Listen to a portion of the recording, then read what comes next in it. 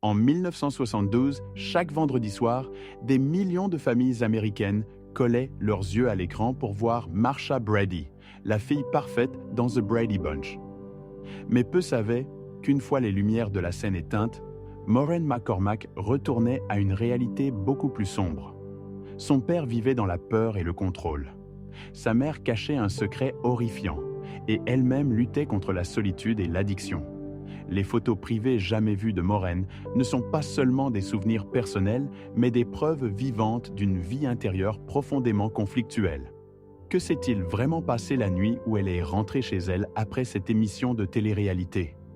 Et pourquoi certains disent-ils qu'une fois que vous connaissez la vérité, vous ne regarderez plus jamais Marcia Brady de la même manière?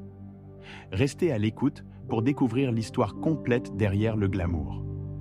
Maureen McCormack est née le 5 août 1956 et a grandi dans la vallée de San Fernando, en Californie.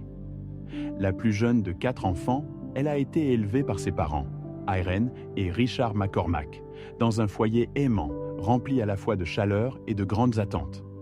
À seulement 6 ans, Maureen a eu son premier aperçu du monde du spectacle lorsqu'elle a participé au concours de beauté de la vallée de San Fernando.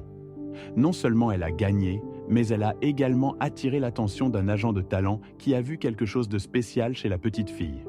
Une confiance naturelle, du charme et une présence devant la caméra. Il deviendrait celui qui poserait les bases de sa future carrière en tant qu'étoile. En 1964, à seulement 8 ans, Maureen est apparue dans une publicité nationale pour la société de jouets Mattel, souriant joyeusement aux côtés des poupées Barbie, une image qui est devenue gravée dans les mémoires d'une génération entière de jeunes téléspectateurs. Cette brève apparition a ouvert les portes de la télévision à Maureen.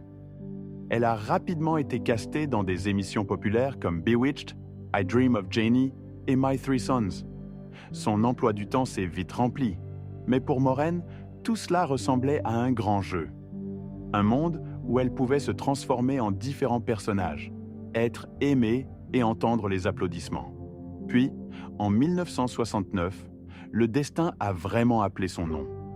Le producteur renommé Sherwood Schwartz, qui avait déjà connu le succès avec Gilligan's Island, développait une nouvelle série sur une famille recomposée avec 3 garçons et 3 filles. Plus de 260 enfants ont auditionné, mais un seul a immédiatement attiré son attention. Maureen McCormack, 12 ans, avec son sourire radieux et son énergie lumineuse et sans effort. Elle a été choisie pour jouer Marsha Brady, la fille aînée dans The Brady Bunch, un rôle qui définirait sa carrière, lui apportant la célébrité, mais devenant également un fardeau à vie. Dès les premiers épisodes, l'émission est devenue un phénomène. La séquence d'ouverture emblématique, 9 carrés disposés dans une grille de 3 par 3, chacun montrant un membre de la famille, est devenue un symbole de la culture pop maintenant connue sous le nom d'effet Brady Bunch. Maureen, avec ses cheveux blonds doux, occupait le coin supérieur gauche, une image gravée à jamais dans l'esprit des téléspectateurs. Mais derrière l'éclat du succès, le plateau n'était pas toujours aussi joyeux. Avec 6 jeunes acteurs filmant ensemble pendant de longues périodes, le studio ressemblait parfois plus à une salle de classe chaotique. Les tensions éclatèrent souvent, en particulier entre Maureen et sa co-star Eve Plum, qui jouait sa sœur cadette, John. Les scénaristes utilisaient habilement leurs désaccords dans la vie réelle comme matière pour l'émission, transformant leur querelle de sœurs à l'écran en quelque chose qui semblait authentique. Cependant, les véritables raisons derrière leur dispute hors écran étaient quelque peu délicates. McCormack s'est un jour plainte qu'Eve Plum avait l'habitude de péter sur le plateau et de marcher parfois sans vêtements. Des incidents que Maureen a dit avoir été témoin à plusieurs reprises. Au-delà de ces affrontements maladroits, travailler avec un groupe d'enfants acteurs énergiques comportait également de nombreux autres défis. En 1973, un léger accident de voiture a fini par changer toute la carrière de Maureen McCormack. La voiture a perdu le contrôle, lui laissant une blessure visible au nez, enflée et contusionnée, impossible à dissimuler sous le maquillage pendant le tournage de The Brady Bunch. Au lieu de reporter la production, les scénaristes ont trouvé une solution astucieuse. Ils ont écrit un tout nouvel épisode pour expliquer son apparence. C'est ainsi que le sujet d'Aîné est né. un des épisodes les plus mémorables de l'histoire de l'émission. La scène où Marsha se fait frapper au visage par un ballon de football et crie « Oh, mon nez !» est depuis devenue un moment légendaire de la télévision américaine. À ce jour, elle continue d'être référencée et parodiée d'innombrables fois dans la culture pop. Pourtant, derrière la façade joyeuse de The Brady Bunch, le véritable drame était bien plus juteux que tout ce qui était écrit dans le script. L'émission dépeignait une grande famille heureuse, mais en réalité, les jeunes membres du casting faisaient face au chaos émotionnel de l'adolescence. Maureen, la fille qui jouait la parfaite Marsha Brady, a commencé à développer des sentiments pour Barry Williams, qui jouait son frère à l'écran, Greg. Tous deux ont ensuite admis qu'ils avaient un faible l'un pour l'autre, et la tension entre eux était difficile à cacher. Un jour, alors que les deux étaient au sol dans la loge de Barry, l'atmosphère est devenue soudainement chargée jusqu'à ce qu'un coup soudain à la porte brise le moment comme une bulle. Les choses se sont encore compliquées lorsque Barry a ensuite avoué qu'il avait également un faible pour Florence Henderson, l'actrice qui jouait leur belle-mère à l'écran. Pendant ce temps, Maureen cachait un secret de son propre cru.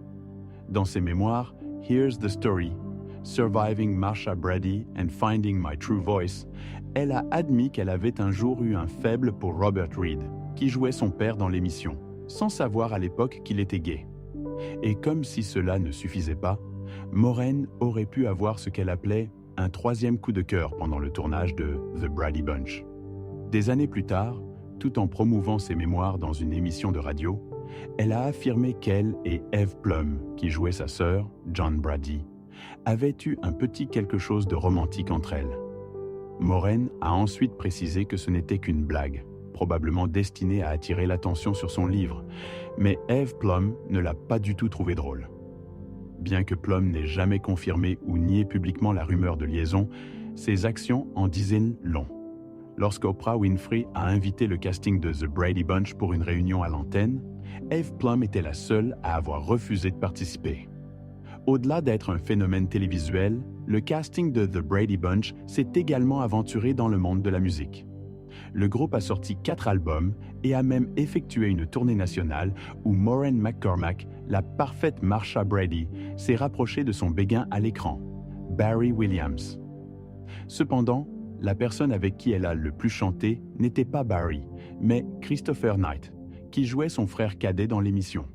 Les deux ont même sorti un album de duo ensemble, devenant l'un des couples musicaux jeunes les plus aimés de l'époque. Tout semblait être un conte de fées d'Hollywood. Mais en vérité, The Brady Bunch n'a jamais été le blockbuster d'audience que les gens imaginaient.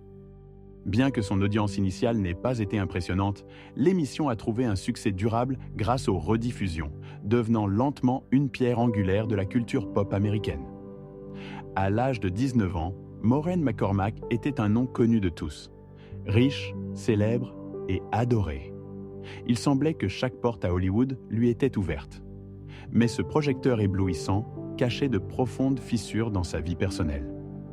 Lorsque les applaudissements se sont estompés, Maureen a été forcée de confronter la réalité de sa propre famille, une famille qui ne ressemblait en rien à la maison parfaite des Brady.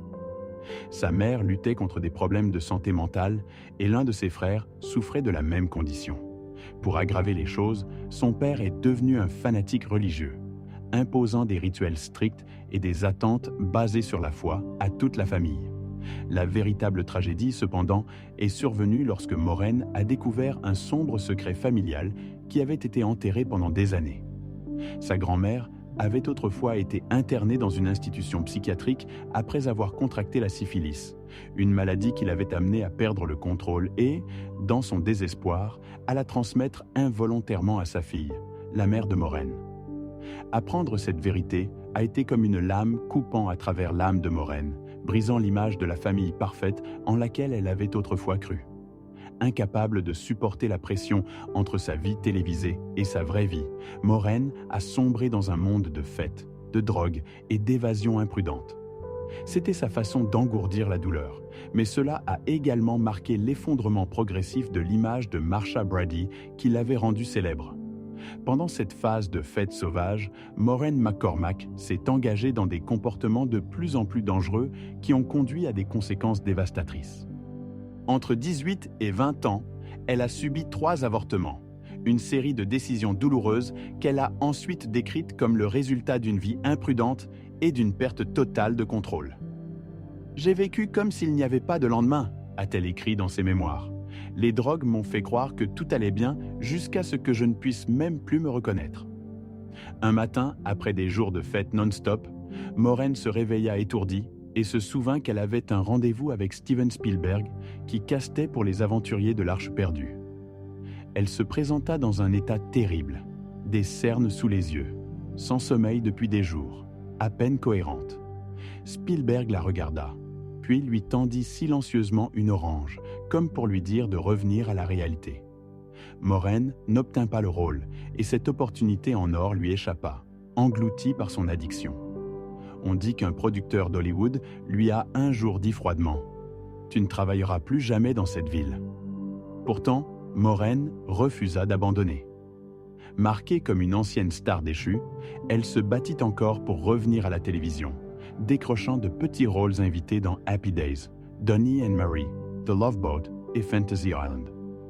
Au fond d'elle, elle aspirait à un rôle dramatique sérieux, quelque chose pour prouver qu'elle était plus que Marsha Brady. Lorsque l'occasion se présenta de passer une audition pour Midnight Express, le drame intense sur le trafic de drogue dans une prison turque, elle y mit tout son cœur. Mais le réalisateur ne voyait que Marsha Brady, pas la trafiquante de drogue endurcie que le scénario exigeait.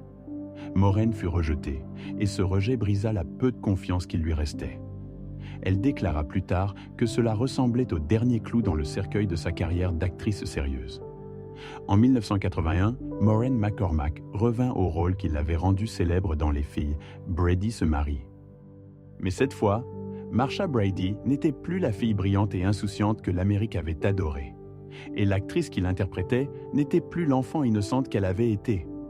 McCormack luttait toujours contre l'addiction à la drogue, essayant de paraître stable alors que son esprit était en complet chaos. Lorsqu'elle ne se présenta pas sur le plateau pendant une seule journée, toute l'équipe paniqua. Ils savaient qu'elle n'était pas en état d'être laissée sans surveillance. Pour garder la production sur les rails, les producteurs établirent une étrange liste de règles spéciales juste pour elle. L'une d'elles stipulait qu'elle n'était pas autorisée à conduire elle-même jusqu'au studio, une précaution destinée à garder l'ancienne star bien-aimée en sécurité et responsable. Malgré le tumulte, McCormack trouva d'une manière ou d'une autre la force de terminer le tournage. Une victoire durement acquise qui marqua le début d'un nouveau chapitre, l'amour. Bien qu'elle luttât encore contre son addiction, elle commença à rêver de se poser et de trouver quelqu'un de bien. Une nuit lors d'un concert, elle aperçut un homme dans la foule et pensa instantanément « C'est l'homme que je vais épouser ». À partir de ce moment, elle avait une mission. Lui faire croire qu'elle était le genre de femme qu'on avait envie d'épouser. Il s'appelait Michael Cummings, et Maureen apprit bientôt qu'il était un fervent pratiquant.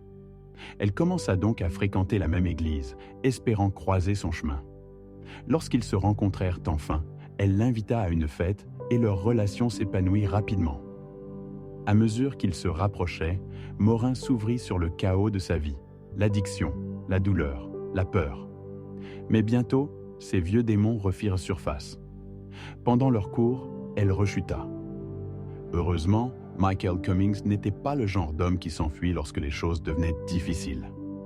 Au lieu de partir, il resta, choisissant de se tenir à ses côtés et de faire face à l'obscurité ensemble. Bien que Maureen ne se soit pas complètement rétablie, les deux se marièrent le 16 mars 1985. Après être entrée dans le mariage avec Michael Cummings, Maureen espérait que sa vie deviendrait enfin paisible. Mais les premières années furent tout sauf faciles. Elle lutta contre son addiction, ses peurs et ses propres ombres intérieures. Il y eut d'innombrables traitements, interventions et séances de thérapie qui semblaient sans fin. L'un de ces médecins était Eugene Landy, le thérapeute controversé connu pour ses méthodes extrêmes utilisées sur Brian Wilson des Beach Boys. Au début, Maureen croyait que Landy pouvait l'aider à reconstruire sa vie. Mais plus elle s'enfonçait dans sa thérapie, plus elle se sentait perdue. « Je ne savais pas où j'allais, ni qui je devenais », admit-elle plus tard dans ses mémoires. Ce qu'elle espérait être un chemin vers la guérison devint plutôt un gouffre de dépendance et de confusion émotionnelle. Finalement, Maureen décida de quitter complètement le programme de Land, coupant tout contact et recommençant avec une simple mission: rester sobre un jour à la fois. Pas de traitement coûteux, pas de médicaments lourds, juste la détermination d'une femme trop fatiguée pour continuer à tomber, mais trop forte pour abandonner. Et miraculeusement, cette simplicité la sauva. Une fois qu'elle eut surmonté l'addiction, Maureen fit face à une autre bataille. Une dépression récurrente et une paranoïa qui rendaient la vie quotidienne presque impossible. Pour éviter de s'effondrer mentalement, elle commença à prendre du Prozac, un antidépresseur qui l'aidait à maintenir sa stabilité et à reconstruire lentement sa vie. Pendant ce temps, la vie continuait. En 1987, Maureen McCormack revint à l'écran avec Retour à Horror High, une comédie d'horreur décalée qui ne fit pas beaucoup de bruit, mais qui avait une signification particulière car elle marquait les débuts au cinéma d'une future star d'Hollywood, George Clooney. Un an plus tard, elle reprit à nouveau le rôle de Marsha Brady dans Un très joyeux Noël Brady. Bien qu'elle ait un jour juré de fuir l'ombre de la famille Brady, Maureen se retrouva à revenir, en partie par nécessité financière et en partie parce que ce monde familier était le seul endroit où elle se sentait encore ancrée au milieu du chaos de sa vie. En mai 1989, Maureen et Michael accueillirent leur fille, Nathalie Michel. Au moment où elle tenait son bébé dans ses bras, Maureen pensa que les tempêtes de son passé étaient enfin derrière elle. Mais les échos de ces années sombres persistaient. Les attaques de panique, les nuits sans sommeil et la peur constante de pouvoir rechuter. Pourtant, même dans cette obscurité, une petite lumière commença à briller. Maureen décida de retourner sur scène, l'endroit où elle avait toujours vraiment appartenu. Elle prit le rôle de Rizzo dans la production de Broadway de Grease. Se tenant sous les projecteurs, entendant la foule applaudir, elle se sentit revivre. Cette expérience raviva quelque chose en elle, un désir de faire de la musique à nouveau. En 1995, Maureen sortit son album de musique country, When You Get a Little Lonely, un projet auquel elle avait mis tout son cœur. Elle demanda à son frère, qui possédait un label de musique, de ne pas inclure de référence à la Brady Bunch. « Je veux que les gens m'écoutent parce que je suis Maureen, pas parce que je suis Marsha », dit-elle. Mais lorsque l'album arriva dans les magasins, son cœur se serra. Sur la couverture était collée une grande étiquette qui disait « Marsha, Marsha, Marsha ». Elle se sentit complètement trahie. L'équipe marketing avait utilisé le célèbre slogan de Brady pour attirer l'attention, ignorant sa demande d'indépendance. Son rêve de se libérer de l'image de Brady s'effondra instantanément. L'album fit un flop. Les critiques furent désinvoltes et Maureen se sentit en colère et découragée. Pourtant, de cet échec country, une nouvelle porte s'ouvrit de manière inattendue. Des offres pour de nouveaux rôles d'actrice commencèrent à arriver, lui donnant la chance de recommencer. Cette fois, elle ne serait plus la parfaite Marsha Brady, mais une femme qui était tombée, avait souffert et apprenait enfin à se tenir debout.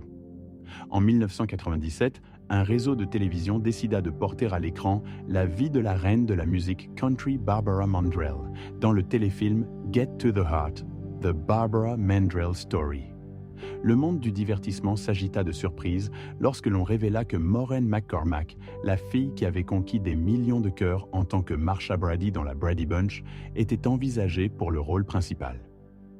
Mandrell, cependant, n'était pas impressionnée. Pour elle, Maureen serait toujours Marsha Brady, la douce et parfaite blonde de la télévision familiale des années 1970. Mandrell préférait quelqu'un de plus jeune et tendance comme la star de Beverly Hills, 9210, Jenny Garr, quelqu'un qui n'était pas alourdi par un héritage de sitcom. Mais les producteurs virent quelque chose que Mandrell ne voyait pas. Une Maureen adulte. Plus l'idole adolescente innocente, mais une femme marquée par les épreuves et l'expérience. Ils convainquirent Mandrell que l'actrice autrefois piégée dans le rôle de la fille parfaite d'Amérique pouvait maintenant incarner une femme qui avait connu la célébrité, le chagrin, la perte et une douloureuse découverte de soi. Et dans une certaine mesure, ils avaient raison. Lorsque le film fut diffusé, Get to the Heart attira près de 20 millions de téléspectateurs, un nombre enviable pour tout téléfilm à l'époque. Pourtant, les critiques et le public étaient divisés.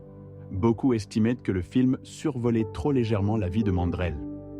Quant à McCormack, les critiques étaient encore plus sévères. Les critiques affirmaient qu'elle manquait d'énergie et de charisme, disant qu'elle faisait simplement semblant d'être Barbara Mandrell plutôt que de vraiment devenir elle. Ces mots froids résonnaient dans l'esprit de Morin comme le son de la défaite. Après que les lumières se soient éteintes, elle s'éloigna discrètement, non pas pour se reposer, mais pour affronter un nouveau type de tempête, la famille. Lorsque sa mère décéda, Morin fut dévastée. Pour aggraver les choses, elle commença à soupçonner que son frère, autrefois son confident, essayait d'isoler leur père du reste de la famille pour prendre le contrôle de l'héritage. La combinaison de la douleur, de la trahison et de la solitude l'envoya dans une nouvelle spirale descendante. Elle a pris du poids, a lutté contre la dépression et ne reconnaissait souvent pas la femme qui lui faisait face dans le miroir. Mais au lieu de se cacher, Morin a choisi de se mettre sous un autre type de projecteur. Elle a rejoint l'émission de télé-réalité Celebrity Fit Club, où des célébrités concouraient pour perdre du poids et retrouver confiance en elles. Peu s'attendaient à grand-chose, mais Morin non seulement a réussi, elle a battu le record de l'émission, perdant près de 23% de son poids corporel. La voir transpirer, sourire et se tenir fièrement sur la balance alors que le public applaudissait était un puissant symbole de sa renaissance. Après Celebrity Fit Club, elle est apparue dans Gone Country et Outsiders Inn, où elle a essayé de gérer une petite auberge dans le Tennessee. Les téléspectateurs ont de nouveau vu la Morin qu'ils avaient aimée des décennies plus tôt. Drôle, chaleureuse et authentique. Mais cette fois, il n'y avait aucune trace de Marsha Brady. En 2015, Morin McCormack a de nouveau surpris le public en rejoignant I'm a Celebrity. Get Me Out of Here.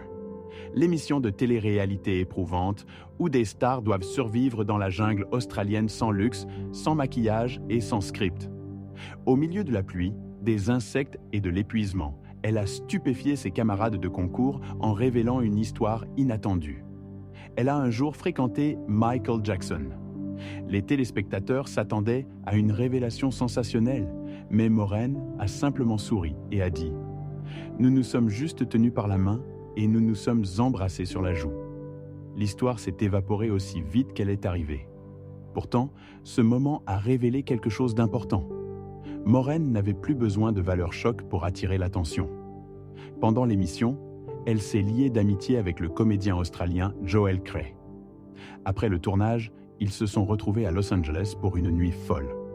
Mais lorsque Morin est rentrée chez elle, son mari, Michael Cummings, était furieux. Il craignait que la femme qui avait autrefois lutté contre l'addiction ne rechute. Par amour et souci, il lui a interdit de revoir ses amis du showbiz, comme s'il la protégeait des tentations de sa vie d'avant. Pourtant, quiconque a déjà été artiste sait que le projecteur est difficile à quitter. McCormick est bientôt revenu à la télévision à travers des émissions nostalgiques comme Dancing with the Stars et une très Brady rénovation, où elle et le casting original ont aidé à restaurer la célèbre maison des Brady Bunch. Et une fois de plus, le public a éclaté de joie au moment où elle est apparue. Marsha, Marsha, Marsha. Peut-être que c'était le destin. Morin McCormick peut changer son apparence, essayer des dizaines de nouveaux rôles et vivre d'innombrables transformations, mais l'image de Marsha Brady restera à jamais inséparable de son héritage. Dans une interview, elle a réfléchi « Il m'a fallu des années pour cesser de détester le nom Marsha Brady. Maintenant, je me sens juste reconnaissante parce que sans elle, je ne serais pas celle que je suis aujourd'hui. » D'une idole adolescente piégée dans la perfection à une femme assez courageuse pour affronter l'échec, Morin McCormack a prouvé que personne n'est éternellement défini par son passé. Elle n'est plus seulement la fille Brady, elle est la preuve vivante de la force qu'il faut pour se relever, même quand le monde croit que vous ne le ferez jamais.